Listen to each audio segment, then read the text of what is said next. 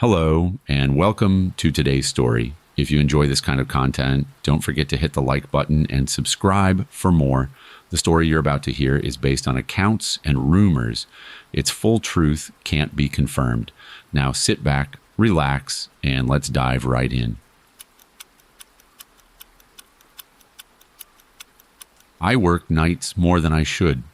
Title, Operations Analyst, which mostly means I babysit dashboards until the numbers behave. Our building is glass and mirrors, one of those 12-floor downtown blocks that look taller than they are because the architect liked right angles. 12 floors, counting the roof.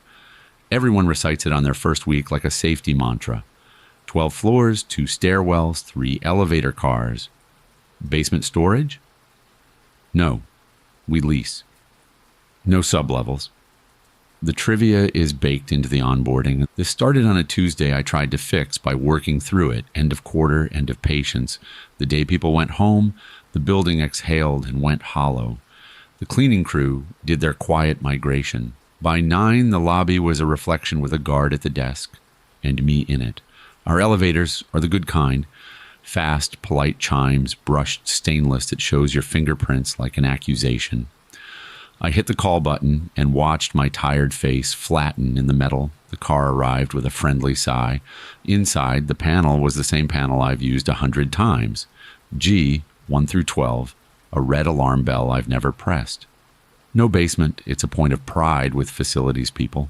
No basement here. We're not that kind of building. The thing about stainless, if you look often enough, you learn it scratches.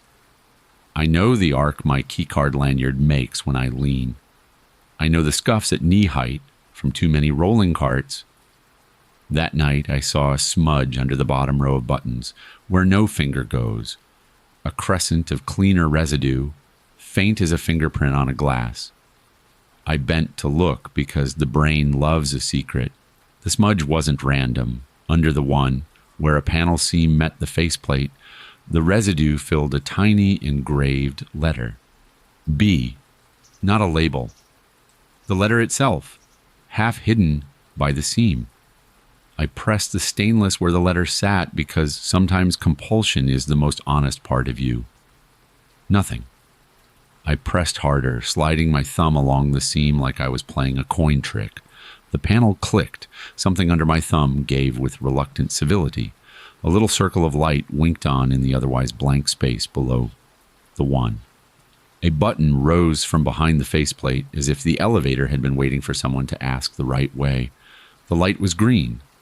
The label, in very small, very neat characters, B2. The rational part of my head, tired, underfunded, wrote it off as a service mode. There are strange things in elevator land, fire keys, freight overrides, Sabbath settings. I told myself I'd press it, and the doors would shut, nothing would happen, and I'd laugh at myself out loud to make the empty car less empty. I pressed B2. The doors slid closed smoothly. The car didn't shudder or protest. The floor indicator above the door, which usually counts down like a friendly metronome, didn't go to B1 and then B2. It flickered to dash, then dash dash, then went blank except for a single dot.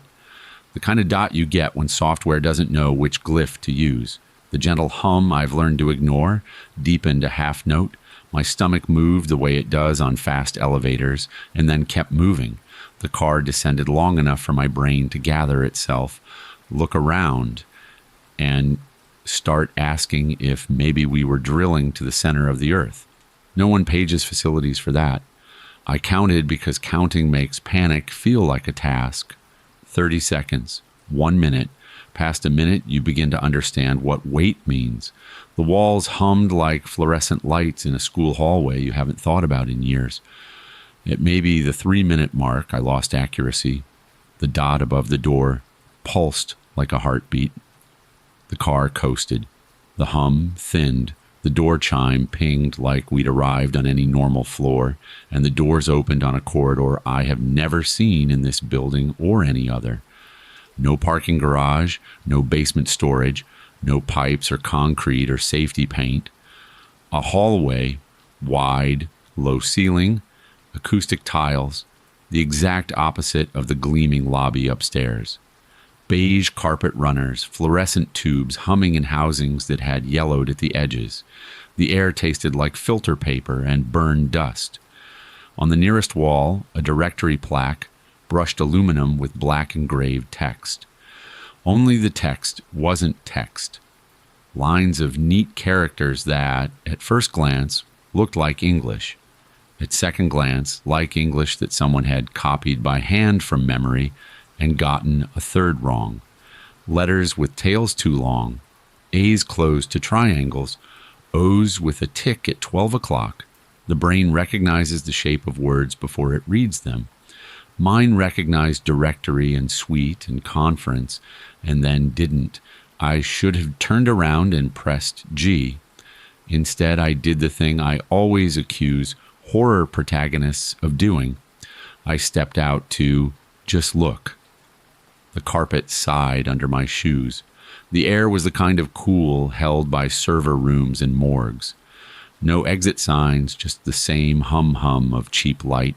The directory had a map with a little arrow that I felt said, "You are here," even though the characters around it were wrong. The map showed halls branching like arteries. Labels in those almost letters. The lines were too neat to be a prank. I set my phone to record out of habit. No bars. Time at the top held steady, but I didn't trust it after the elevator dot. The voice memo app opened and let me name a file. I typed B2 because calling it anything else felt like lying to myself. I walked left because left felt like the kind of decision you can reverse without admitting anything. A corridor led to a glass door propped open with a plastic wedge. Beyond it, cubicles. So many cubicles. That exact gray fabric you can pin paper into with thumbtacks. Monitors that were not our monitors, not brand new, not tube old. That awkward middle generation with thick black bezels and the faintest sheen of dust, so uniform it had to be intentional. No chairs, no trash cans, no personal junk, no world's okayest dad mugs, no potted plants dying of fluorescent unlove. On the closest desk, paper, stacks of it, clipped neat, collated by a machine that values tidy over sense. I picked one up. The letters weren't letters. At first, the kind of foreign you can pass off as technical. Then the kind of foreign that makes you feel your tongue wrong in your mouth. The page layout was exactly ours. Company header, logo space blank, incident report, in the position where I could swear incident report should go. The rest looked like a font had been swapped for something from a parallel alphabet. A stapler sat on the desk. Black, heavy, that old school kind they stopped making because they last too long. I stapled the corner of the stack because I wanted the sound of something normal. It made the right sound. I took the stapled stack with me because I wanted evidence later that I am not the dramatic friend who tells a story until it eats the room. Deeper in, a break room. Sort of. A room with counters, a sink, a refrigerator that hummed like it remembered what humming was for. The fridge light worked when I opened it. Inside, 6 identical lunch containers, white, unlabeled. The condensation looked fresh. I didn't touch them. On the counter, a stack of coffee filters and a canister labeled in those almost letters. I lifted the lid. Inside, silica beads, like the things they ship in shoe boxes to keep them from growing mold, only gray and bigger. The break room had a bulletin board with the company poster that reminds you not to tailgate into secure areas. Only the smiling stick figures had too many fingers. The photo pinned in the corner, standard company picnic shot, was all back of head shoulders. 0 faces. I stared until my eyes ached. No faces. It took me 20 minutes of wandering to notice the clocks. Analog wall clocks. One in every corridor, one in the break room, one above the directory. Cheery white faces, black hands. Every clock stuck at 2:14. Second hands gently shivering against the glass, as if they wanted to be somewhere else. I started leaving breadcrumbs. It felt ridiculous and necessary. A paper clip bent into an arrow on the carpet at each turn. A pen mark on the wall at a height no one else in my office draws. The stapled report under the corner of a door wedge. I don't know why breadcrumbs matter. They do when the air tastes like a place a floor plan forgot. Past the cubicles, a door with a frosted window, and a strip of duct tape as a handle. The tape felt warm, wrong under my fingers. I pulled. Inside, a conference room with a long table and 12 chairs pushed in too neatly. A whiteboard with lines that wanted to be writing and weren't. A projector hung from the ceiling, blinking its tiny, polite orange LED. Standby. On the table, a bowl of conference room candy, individually wrapped red discs, whose wrappers had the right shiny crinkle and nothing printed on them at all. The kind of candy that cuts your tongue because you didn't realize you were punishing yourself by eating it. I took one and put it in my pocket because the brain wants souvenirs, even when it hates itself for it. The only sound in all of it, that fluorescent hum. Not exactly a note, but if it was one my molars felt before my ears did. Once, long ago, I stood under a transmission line and thought I heard it talk. The hum in B2 had that in it. If it had words, they were speaking to membranes I don't own. At some point, the corridor widened and the carpet changed to that hard, rubberized stuff hospitals love. A faint smell of pushing mop water around. A sign on the wall with an arrow and almost letters that suggested security. I followed, and a door with a silver lever that asked for a badge swipe sat where the arrow would have pointed if arrows spoke languages. My badge, our badge, blue with the logo, rode my belt on a retractable reel I hate. I tapped it because you tap things when they ask. A green LED blinked. The lever clicked. It shouldn't have. The door opened. The room beyond was screens, wall to wall, floor to ceiling. A grid of monitors with bezels so thin they only exist if you measure them. Each showed a camera feed, not one labeled. Top left. A hallway, not the one I'd walked, but a cousin twice removed. Below it, an aerial over a parking lot that wasn't ours. Third down, fourth over, our lobby, our too shiny floor. The guard reading his phone. I knew the scuff near the ficus. I'd tripped on it week 2 and pretended it was a dance move. A dozen rows down, 2 right from the aisle, my apartment. The living room from a corner I have never put a camera in. Sofa, coffee table with the ring we can't get rid of, TV black and reflective. The plant Nina insists is thriving even though we all know it's a hostage. The camera wasn't fisheye, and the angle was what a painter would pick to be flattering. I watched myself come in. Not live, I don't know.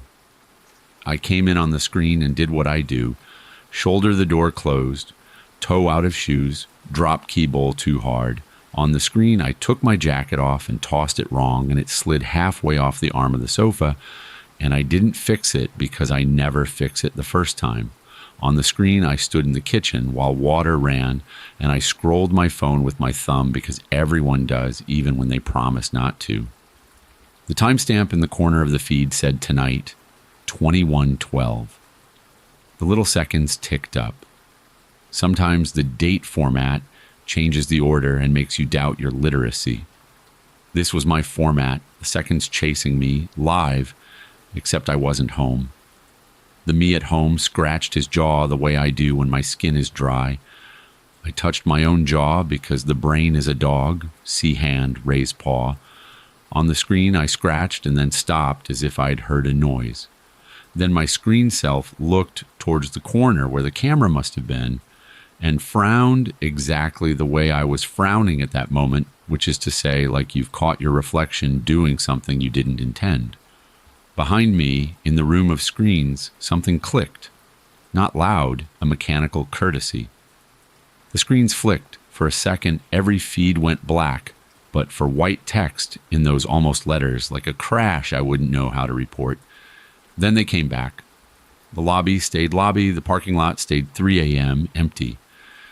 My apartment feed did not come back. In its place, a split screen of the elevator car I had ridden. One pane, me standing where I was standing now, but from a top corner angle. The other, the corridor outside the elevator, still empty, humming its hum. My mouth went dry in that honest way it does when your body decides your brain doesn't get a vote. I did the unforgivable and jogged in a place where running feels like a threat. I didn't look for breadcrumbs. I let the stair lengths of the corridor count themselves. Left, right, middle, there. The directory map I did not understand mocked me with a tiny arrow that might as well have pointed you. Always you. The elevator sat where I left it. Doors open, patient, like a dog who's learned not to whine. The button for B2 glowed a polite green. In the hall outside, that hummed hum. I stepped inside and tapped G like I meant it. The door shut. The car did not hum to any note that meant depth. The floor indicator above the door popped from to G. In a single blink, door chime pinged, and we opened on the lobby I have walked through more than my own kitchen. 20 seconds, maybe less. I stepped out and breathed a sound I will tell people later was a laugh. The guard glanced over like, "Hey there," and then back to his phone. The sound felt like an animal being let out of a room. It didn't know how to ask to leave. I walked to the night exit, waved my badge for the door that has always made me feel tracked, and put my face in the unofficial outdoor air like I was about to be baptized. At home, I opened the door exactly like I'd seen the screen me open it. Shoes heel-toe, shoulder, key bowl thunk, jacket toss. I did not go to the kitchen because on the screen I stood there like I'd lied to someone and didn't know how to be authentic again. The corner I had seen the camera from was a corner. No lens, no wire, no dust ring that says something sat here too long. Just our tired plant and the cheap bookshelf we swore was temporary. I slept badly. Every time I rolled over, my body remembered the elevator's deeper note. At some point, I dreamed about a word I couldn't read. The word had too many tails. In the morning, I did what we all do when we see something wrong. We go find someone in a polo who might have a tool. I went to security under the pretense of a badge glitch. The day guard, different guy, different posture, asked my name and typed it slow, like his fingers were learning to be friends with letters. "Funny," he said. "There are words you don't like to hear from people who can lock doors. What's funny? You badged in at 2100 last night." I did. A lie like stretching. "Printer run. No exit. Sorry?" He rotated his monitor toward me the way people do when they've already decided the thing on their screen will shut you up. The log listed names and times, a ledger the building believes more than anything else. My name. 21 hours, 0 minutes, 13 seconds. Lobby, elevator call, car 2. Then nothing. No door open, no door exit, no front turnstile. Just a timestamp that wrote me into the building and then forgot I existed. "Cameras?" I asked because my voice had run out of better ideas. He scrolled. There was the lobby feed, 2059 forwarding into 2100. There was me walking into frame, shoulders doing that forward hunch I hate on myself. There was me pressing the button. There were the elevator doors opening. There was me stepping into the car. The doors closed. The camera on the other side did not watch me open them again. He backed the footage up and let me watch the frame where the doors sealed. The elevator car was modern enough to have a tiny reflection in the stainless as the doors met. The camera caught a sliver of my face multiplied and thinned. When the doors kissed, the reflection smeared, not motion blur. Something like the picture when a computer fails to draw a frame and you get a misaligned copy nested in a copy. Then nothing. "So where did I go?" I asked stupidly. He laughed in the way they teach you in training. Shoulders first, mouth later. "Home. Systems glitch. Happens." I asked for a printout because paper has this superstition around it. I can take it somewhere, weigh it in my hands. He shrugged and printed it like he was printing my deli ticket. I stood with the paper in the atrium and felt very old, and I didn't say anything to anyone at work. I avoided elevators for 3 days, took the stairs like I was directionally righteous. On the 4th day, habit and calves gave up. I took the elevator to the 6th floor because long climbing makes my lungs write complaints to managers. Normal panel, normal ride, normal chime. If I looked for the smudge, it wasn't there. If I pressed where I remembered pressing, nothing clicked. Maybe it was the other car. Cars have personalities the way dogs do. That night, I went home early on purpose and sat on the sofa with the TV off and looked at the corner where the camera had been in the screen. Nothing. I tried to make my phone pick up any stray SSID names that might feel like a riddle. Nothing. I lay with my ear to the carpet like a kid who believes you can hear the ocean in drains. Somewhere in the building, someone had a TV too loud with a laugh track. Somewhere, the hum we tell ourselves doesn't exist when you close double-glazed windows made its friendly threat. The next week, I pressed B2 again. I told myself it was to prove to myself it had been an eyelash of coincidence. That's the lie we let ourselves tell when we choose to walk into the last room in a building. I went at 9 o'clock again because repetition was part of the first ritual. The panel didn't show the smudge at first. I leaned, breathed, waited. The elevator hummed. The hum pitched down, just a hair, like someone turning a knob on a soundboard gently. The smudge showed itself. I pressed. The button rose with its shy green ring. My thumb paused like it had an opinion. Then I pushed. The descent was shorter, or I counted wrong. The door pinged and opened to corridor. Same hum, same carpet. The directory map had a coffee stain now, as if someone had set down a mug and been pulled away 1 minute too soon. The stain made the arrow look like it had a pupil. I brought chalk this time. White. A short piece left over from when we tried to be a hallway arts couple and then agreed the walls would forgive us faster if we stopped. Chalk leaves marks paint can hide later. I drew an X on the carpet by the elevator. I drew arrows at each turn, a trail a half-asleep person could follow back with a penlight in their teeth. The cubicles had different paper, same layout, same font that wasn't, but the top of each stack had my full name in bold, the way HR writes it, when they're pretending to be kind. The report numbers weren't numbers. I recognized the date format because my job has broken me enough to recognize date formats in things that weren't the work. The dates were 11 days ahead. The break room candy had been replaced with the chalky pastel discs that taste like sugared breath mints.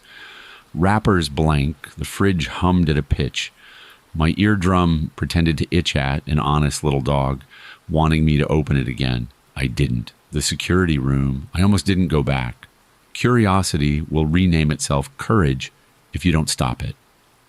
I pushed the door. No badge this time. The lever turned like it had been held by a warm hand. The screens were a different city. Same grid, same bezels.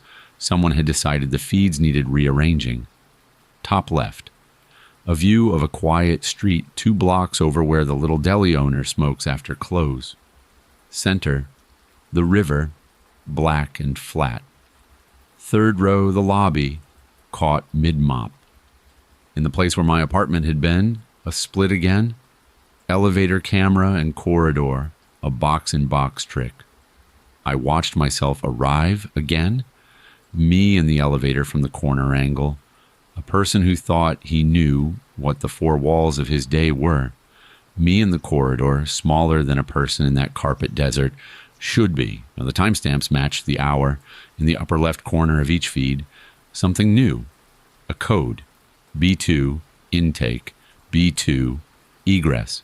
The letters were hours. They hadn't been the first time. In the bottom row, far right, a feed I didn't recognize at first because it was dark, and then my eyes remembered the shapes the way you know a friend by silhouette. My bedroom? The camera was higher than my ceiling allows. A bird's view, a corner that exists in math but not in space. The bed, 2 pillows, one dented, the other a shape like a second head. I didn't move. The picture, though, had that stillness of a live feed when nothing is happening. Not dark, the kind of gray your eyes make from streetlight. The timestamp on my bedroom feed was tomorrow. The seconds were not moving. It was a frozen slice, but the overlay said it was now. My hands made the choice for me, and I was back in the elevator before my feet argued. The doors shut on B2's hum and opened on our lobby's hush. I checked my chalk X as if the doors might swing wrong and reveal I'd only dreamed drawing it. Nothing on the lobby carpet except a stain near the ficus. When you're the kind of person I am, you test things by asking the most boring person you know to explain why they're normal. The next morning, I asked facilities if we had any sub-level docks, a parking expansion, anything. The lead, a woman who knows every valve name in this building and uses them like grandchildren, laughed and said, "We only have the one basement under the east wing, and it's leased to an archive service. We don't have keys. We don't even have a sign." She took me down the east stairwell to show me the door, because she saw something wrong in my face and decided to solve it with concrete. The door was painted the color of innocence and had a nice big B1, no B2. We stood there while the smell of cleaning chemicals made my eyes try to be practical. "Bad dreams?" she asked on the way up. "Not yet," I said. I started hearing the hum outside the building. I know how that sounds. You can carry a noise home the same way you carry a song. By Friday, it was living behind my teeth. A thin, unpitched whine like a TV your grandparents keep on low so the house doesn't feel empty. I put my head under a pillow and could hear it more, which doesn't make sense unless you've done it. The night I stopped pretending to be okay, I came home to find the living room exactly wrong. Not moved furniture wrong, angles wrong. The picture frames on the shelf pressed to the very edge of the wood like someone had measured the distance with a laser. The plant rotated a degree, enough that its sad leaves faced a corner they'd never face on their own. The key bowl 3 inches to the left. It looked like someone had set the room to a version of me they believed in, more than the one I live. On the kitchen counter, a stack of paper, printer white, our home printer, which I use only for tickets and tax and avoiding lines. The top page said, "Incident report," in company header, our company, our font. Below that, my name. Below that, a paragraph I could only read if I unfocused my eyes like a magic eye poster. Focus makes it glyphs. Unfocus makes it English you can mostly stomach. The summary said, "Subject re-entered, unauthorized, Zone B2 without escort. Subject exited via unauthorized corridor E, egress event duration, 13 seconds. Discrepancy recorded, duplicate persisted." I stood there with that sentence in my kitchen like a cricket you can't see, but no isn't leaving. I flipped the page. The rest was back to wrong letters. I put water on the stove and let it boil, just to drown the hum. The next morning, the guard called me by my first name, like we've been friends since kindergarten, and asked if I wanted to see something funny. I said no and followed, because you don't say no in a building lobby when a person with monitors asks. He pulled up last night's footage, which captured me walking in at 2100 hours. He pointed at the reflection smear moment and reversed and stepped through the frames. When the doors closed, a shape remained in the reflection, stretched thin, like a man pulled through glass. Frame by frame, it elongated, then snapped. The elevator car, empty. The guard grinned. "Glitch," he said, and I said glitch too, even though my hands had begun to feel like I'd slept on them wrong. I went to my desk and tried to do math. The numbers refused to be arranged. My boss pinged me to ask for a forecast, and I stared at the taskbar like it was a river I had to swim. At lunch, I went to the lobby and stood 10 feet from the elevator bank and told myself I would leave it alone. At 9 p.m., I was in it, pressing B2. Third time is the charm, or what breaks. The corridor smelled different now, ozone, like a copier had tried too hard. The chalk I'd used had smudged, not erased, smudged by feet, multiple heel-toe arcs and conclusion shapes. My arrows had been made into floret patterns, like someone had bored hands. At the security room, the badge reader LED blinked yellow. I pressed the lever anyway, and it opened because be polite to people who don't ask twice. The screen showed a quiet that made my eyes water, my apartment feed, back, but in the wrong place on the wall. My bedroom feed, alive now. The second indention in the pillow, empty. The timestamp was now. Split screen of the elevator car showed me in two places.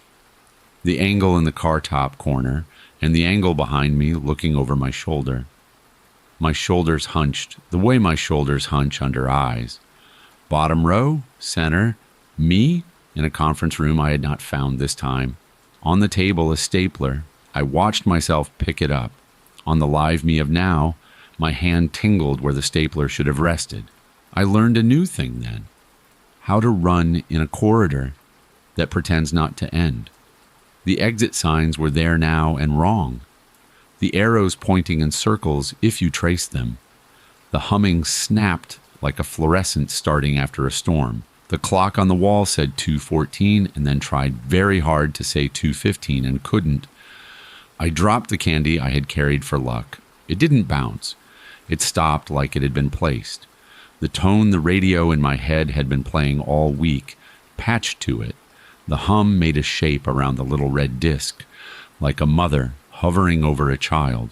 I took the elevator back by pressing G with the kind of pressure that leaves a thumb oval on cheap plastic. The doors opened on the lobby.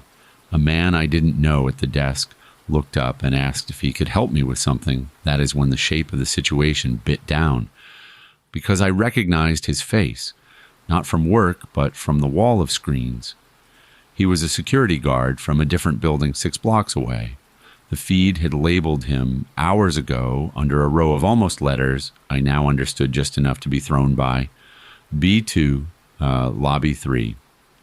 His posture on the feed had looked bored in a way our guard is bored. He now looked up at me with a face that belonged to a cousin I've never had, and he was working my desk in my lobby, wearing our badge on his polo.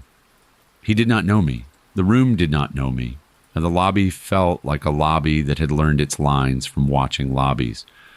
I backed away. A human always looks so unheroic, backing away. The guard half stood in professional concern, and I did the worst thing and walked right into another elevator car to escape the stare. Inside, the panel was just buttons. No smudge, no seam. The 12 looked like an upside-down 21 because my eyes had decided sense wasn't invited. I pressed 11 at random and left at 10 because the doors opened too quickly. The 10th floor corridor had our art on the walls, photos of the neighborhood when it had been a rail yard. The photos had people in them now, faint, see-through, like someone had put a reflection layer on top of history. The people were in clothes wrong for any time that uses elevators. Their faces lacked features.